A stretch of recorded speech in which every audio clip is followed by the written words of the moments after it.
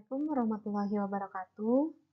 Di sini saya akan mencoba menjelaskan mengenai hubungan struktur aktivitas terapi antibiotik ya atau HSA terapi antibiotik.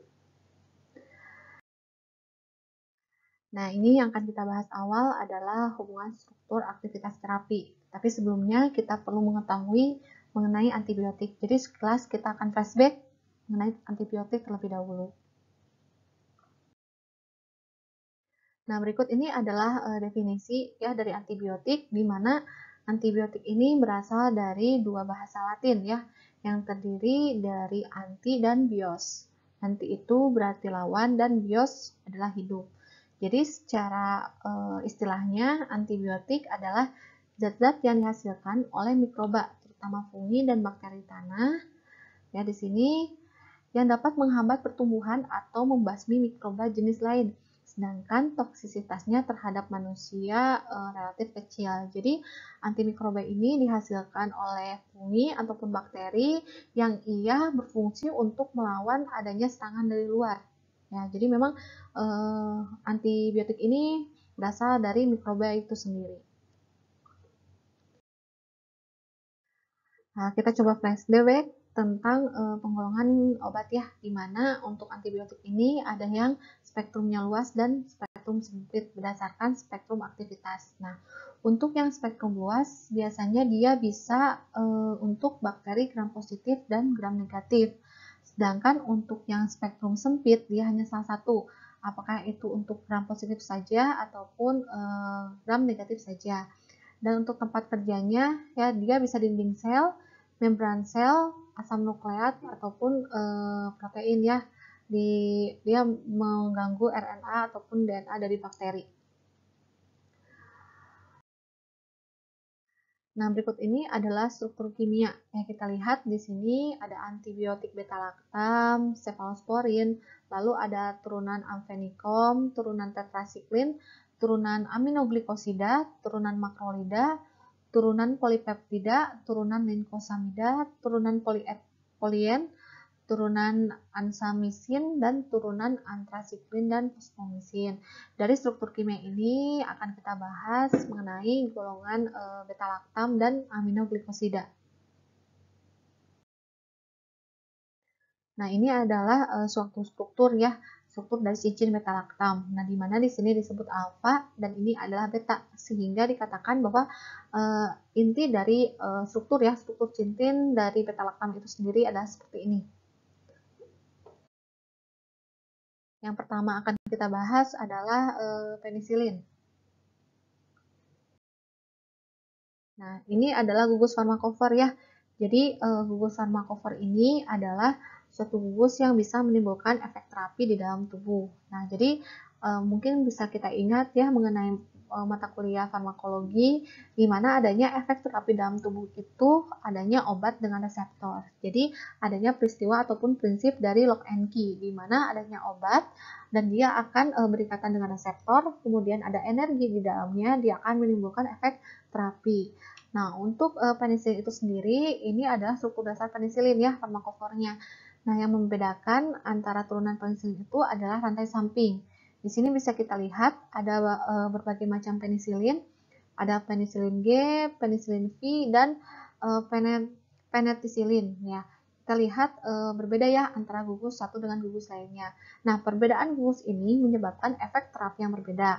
Yang pertama, misalkan dia bisa bekerja pada reseptor yang berbeda, atau efek yang ditimbulkannya ataupun kekuatannya itu pun akan berbeda. Apakah akan sedikit lemah atau kuat. Ya, itu yang menyebabkan suatu penisilin ini ia menimbulkan efek terapi.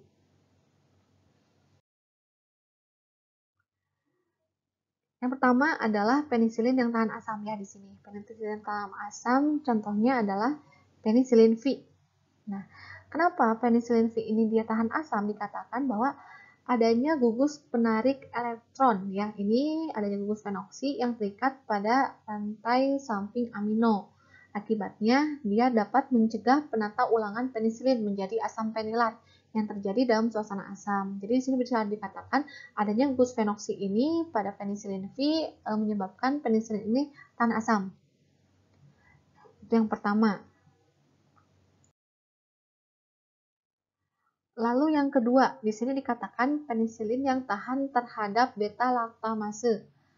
Adanya gugus meruah bulky pada rantai samping amino. Nah, ini gugus meruah itu jadi kecil kemungkinan adanya suatu gugus untuk menempel di dalamnya. Jadi sulit untuk berinteraksi ya, sehingga nanti cincin beta-laktamasenya itu akan terlindungi istilahnya ya oleh adanya gugus-gugus yang beruah ini. Dan ini cincin aromatik yang pada kedudukan orto mengandung gugus halogen atau metoksi. Ini ya, ini gugus-gugusnya. Jadi semakin bulky suatu senyawa, maka semakin sulit dia untuk berinteraksi dengan senyawa lainnya. Kita tahu ya ada primer, sekunder, dan tersier. Nah, biasanya gugus-gugus yang tersier ini ya disebut dengan gugus yang meruah atau bulky, dia sulit untuk adanya interaksi dengan gugus lainnya. Kemudian ini ada penisilin dengan spektrum yang luas. Nah, ini diakibatkan adanya gugus hidrofil seperti NH2 pada rantai samping ya. Ini adanya gugus hidrofil NH2, ia dapat menembus obat melalui pori saluran protein membran keluar bakteri, baik itu bakteri gram negatif ya, gram negatif. Tapi di sini biasanya gram negatif itu dia lebih patogen ya, lebih menimbulkan penyakit yang lebih berbahaya dibandingkan dengan bakteri gram positif. Nah, jadi kita bisa simpulkan ya tadi untuk yang misalkan dia spektrum luas memiliki gugus hidrofil, lalu yang dia tahan terhadap beta-laktamase, dia memiliki struktur yang bulky. Nah, itu perlu kita garis bawahi agar mudah untuk pemahamannya. Kemudian di sini dikatakan penisilin yang aktif terhadap bakteri gram negatif dan Pseudomonas aeruginosa ya. Jadi memang gram negatif ini biasanya dia menimbulkan penyakit-penyakit ataupun bakteri yang patogen ya. Pseudomonas dia yang menimbulkan banyak infeksi ya biasanya. Nah, di mana di sini dikatakan bahwa gugus asidik pada rantai samping seperti COOH, SO3, dan NHCO. Ini yang menyebabkan dia aktif terhadap bakteri gram negatif serta Pseudomonas.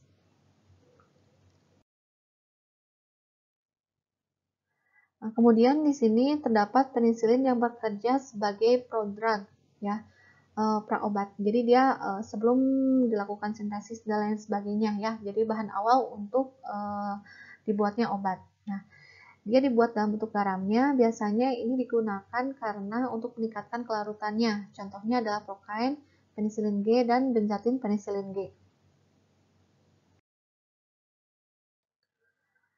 Lalu di sini ada penisilin yang bekerja sebagai produk obat lainnya, yaitu aziocillin dan piperacillin. Ia menutupi gugus amino yang bebas ya. Dia memang untuk struktur yang produk ini strukturnya dia lebih rumit ya, dapat dikatakan lebih rumit dibandingkan dengan struktur yang sudah menjadi obat. Nah, ini misalnya terdapat pada struktur ampicillin dengan bentuk garam amida yang akan diurai kembali pada in vivo. Contohnya ini ya, piperacillin, azlocillin, mezlocillin, danapsilin ya. Ini agak sulit ya, karena ini memang merupakan suatu produk obat.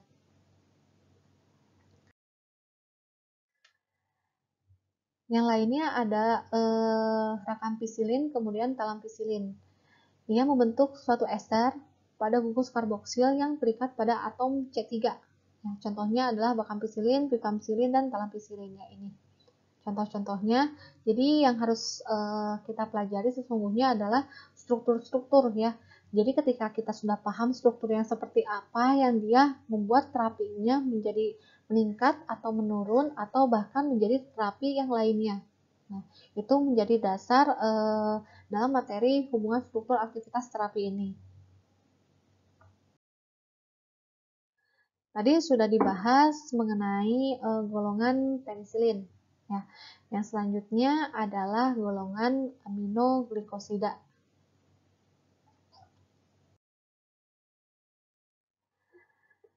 Jadi di sini dikatakan bahwa antibiotik yang memiliki satu atau lebih gula amino yang terhubung pada cincin silitol melalui ikatan glikosida, di mana biasanya dia merupakan antibiotik spektrum luas dengan aktivitas yang lebih tinggi dalam melawan bakteri gram negatif dibandingkan gram positif.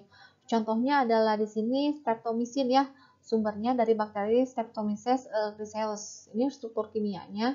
Lihat ya, di sini ada 3 ya, ada N-metil, kemudian ada streptos ya. Nanti coba lihat dari masing-masing ikatan ini. Nah, ini contohnya dalam ikatan gugus gula amino ya. Ini dikatakan bahwa pada posisi C6, ini C6 ya, ini C6 dan C2, ini C2 merupakan target dari penginaktifan enzim bakteri. Jadi adanya substitusi ya pemasukan metil pada C6 ini dapat meningkatkan resistensi enzim. Jadi ketika kita melakukan proses sintesis ya pembuatan obat di lab, ketika kita menambahkan salah satu senyawa atau reagen itu dapat memberikan efek yang berbeda. Dan ini kita lihat meskipun di sini ada gugus OH di nomor 3 ya, atom C nomor 3, justru gugus OH ini dia tidak mempengaruhi aktivitas enzim apapun. Jadi enzim itu dipengaruhi oleh posisi C pada 6 dan C pada 2.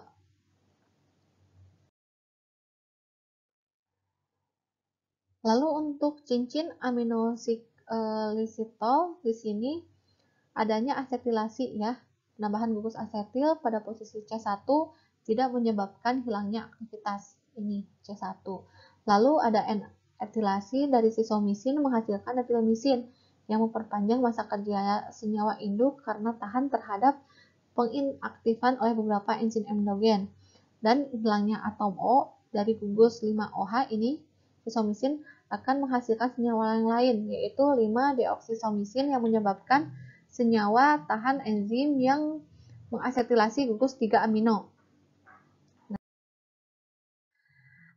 Sekian materi saat ini ya mengenai struktur hubungan aktivitas antibiotik. Mohon maaf apabila terdapat kekurangan. Terima kasih. Wassalamualaikum warahmatullahi wabarakatuh.